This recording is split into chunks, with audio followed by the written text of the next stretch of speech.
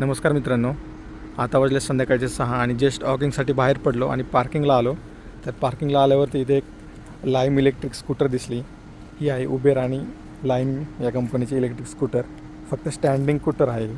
तर ही solar charge होत असते. ह्या समोर जो डिस्प्ले दिला आहे याच्यावरती हा सोलर चार्ज म्हणून पॅनल म्हणूनच काम करतो. आणि हे जो समोर QR कोड दिला आहे या QR ला स्कॅन करून तुम्ही पेमेंट करून याला अनलॉक करू शकता. अनलॉक केल्यानंतर आय थिंक अनलॉकसाठी $1 आणि त्याच्यानंतर पर मिनिट $0.42 असायचा रेट आहे. तर उभे राहून जस्ट असं उभं राहून तुम्ही तिला चालू शकता. तर जनरली अमेरिकेमध्ये टू व्हीलर नसतातच, फक्त उन्हाळ्यामध्येच ज्या स्पोर्ट बाईक वगैरे असतात त्याच बाहेर निघतात. बाकीकडे टेम्परेचर मायनस असल्यामुळं कोणी टू व्हीलर वापरायचा विषयच येत नाही. आणि ज्यांच्याकडे टू व्हीलर आहेत त्या खूप कॉस्टली असतात, फक्त स्पोर्ट बाईक असतात त्या. तर त्या पण 20 लाखाच्या पुढे असतात. तेवढ्यात तर इथं साधी एक बेसिक 4 व्हीलर येऊन जाते. तर तुम्ही बघू शकता याला 2 व्हील असतात आणि उभं राहायचं स्ट्रक्चर आहे जनरली. आणि इथं एक फ्रंट ब्रेक आणि रिअर ब्रेक हे असं स्ट्रक्चर असतं. तर खूप सगळे बॅचलर लोक वगैरे हे यूज करतात.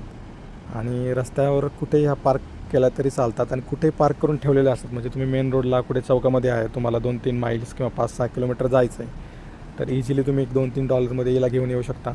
आणि लोड पण खूप जास्त कॅरी करते. म्हणजे 100 kg प्लस तुमचं म्हणजे तुमचं वजन प्लस काही तुमच्या पाठीवरती काही मटेरियल असेल म्हणजे सॅकमध्ये बॅगमध्ये ते घेऊन तुम्ही कॅरी करू शकता.